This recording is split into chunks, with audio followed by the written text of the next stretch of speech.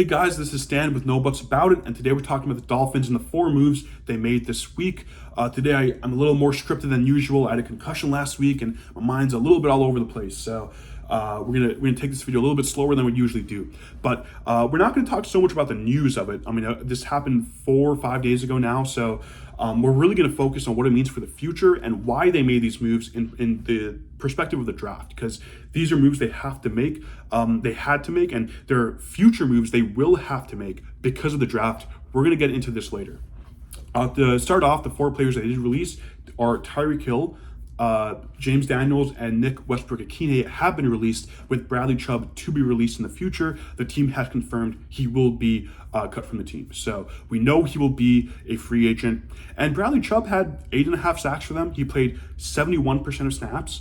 I believe he was their 7th highest player in terms of snap percentage there for that team. And I want to say he was definitely top 3 in terms of that, the linebacker and edge room there. But yeah, he really struggled there to take that step back to the elite level of Bradley Chubb, the level of Bradley Chubb who can just dominate a game and also contribute not just on defense, right? Bradley Chubb was a good special teamer. They're not really using him there. I think that's more so because of the injury risk. That would make a lot more sense. But when you have a player who had that big of an injury, and now you're a team like the Dolphins who have basically no money. They entered this offseason with negative cap space, and they have a bunch of players who are towards the top of their positions in terms of being the highest paid. Yeah, there's going to be some big cuts for a team when you're getting a new coach, a new GM, and you're starting a rebuild. Assumably a new quarterback too. That looks to be the case, but that we'll not really hear too much about that in my expectation until after June. Now, talking about the cap and what it means moving forward, they had that negative cap, and for the draft, they have 8 picks. I wrote down the numbers here. In the first round, they have the 11th pick, and then they have 1 in the 2nd, 3 in the 3rd, a 4th, a 5th, and a 7th. And together, those picks should be about $13 million. And again, they only have $3 million and $13 million in dead cap. The numbers could change a little bit. I just did, assuming the Dolphins stay where they are for the day 3 picks. Those picks will move a little bit in terms of how they affect the cap next year. That's because we haven't seen the compensatory picks yet. But once we see that come in and the NFL makes those decisions, assigns those to the teams, and we see where the comp picks end up, we will get an idea of what the actual value of this is. But that 10 to 15 million range, let's say, to widen up a little bit, they should be somewhere in there. Right now, even after all these cuts besides that Bradley Chubb one, they have 3 million. Now that Bradley Chubb one, if he was cut before June 1st, they would get 7 million, which would give them 10 million in open cap space, which could be enough to sign this draft class, but probably not in terms of the dead cap again.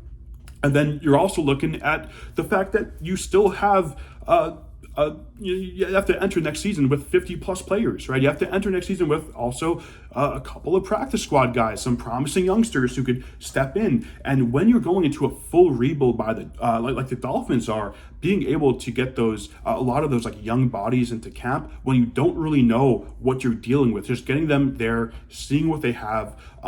Being able to make those purchases, that makes a big difference. When you have as little money as the Dolphins have, that's almost an impossible task. I mean, you're not going to sign, especially a lot of veterans, to deals to bring in. And now that you've cut your biggest name veterans, you kind of want to fix that in some ways, right? You kind of want to bring some veteran energy, some experience into the locker room to help this very young team that we're expecting next year to grow into something special. So there's really a lot of needs on this roster. I think this Dolphins roster is going to look similar to the Titans or the Jets of this year, where they're just going to feel outclassed for most games. And the Titans were able to turn that around towards the end. The Jets kind of in the middle for like 4 games were able to do that.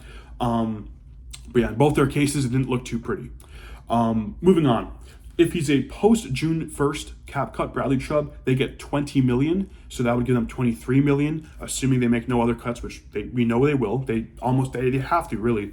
20 million, that's definitely enough to sign that draft class. So Bradley Chubb will be a post-June 1st cut. And there's a second player who very likely will also be a post-June 1st cut, and that's Tua. Now, Tua has a very, very huge cap hit. He was signed to the highest paid quarterback. They Stephen Ross, the owner of the Dolphins, fell in love with him. Mike McDaniel was building this system around him. They brought in Tyreek Hill for that system around him, and just with the way it's gone, moving on from Tua, it seems more of a necessity than perhaps a good or bad decision in that sense. And I think moving on from Tua would probably not be a good decision in terms of how many wins you're going to get next year. I think you would get more wins with him. But similar to how the Jets moved on from Rodgers last year, I think the bet you're making is that, hey, even with him, we're just not a good enough team to make the playoffs. So we might as well try our luck with a different quarterback who could be our quarterback of the future, see if we could get some sort of fluke season out of maybe a Kyler Murray. I would assume Malik Willis is going to be that quarterback who gets a chance for the Dolphins.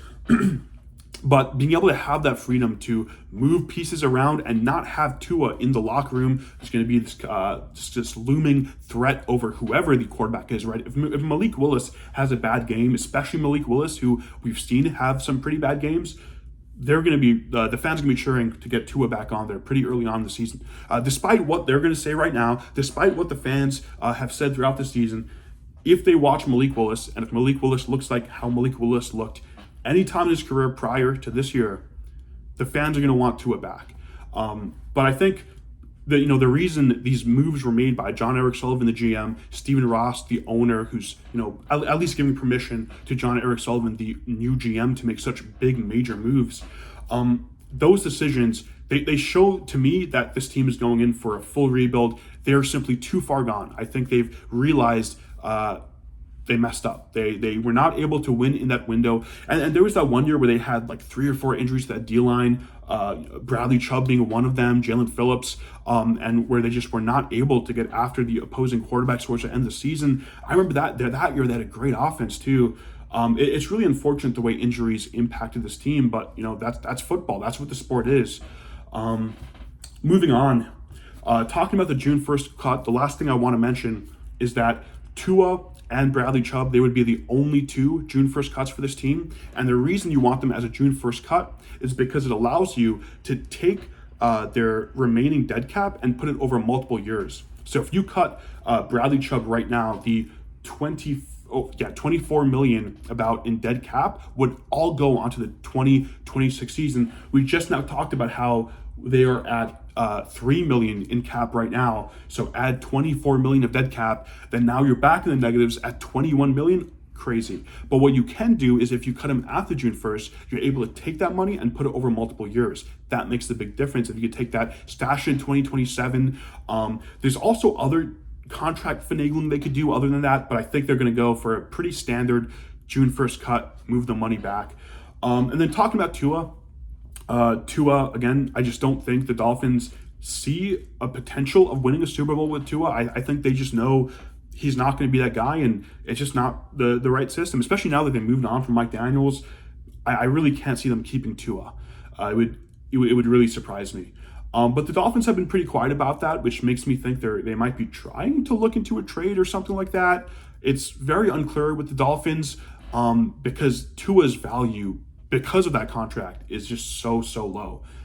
I don't think any team in the NFL would really want to take on that contract. Maybe the Browns, because they would make that mistake.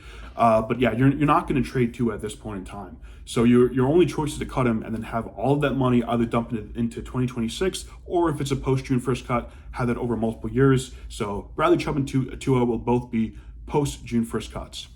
I think that we really covered everything with the story in terms of the cap space, the salary cap, what the June 1st cuts, and what the draft classes look like.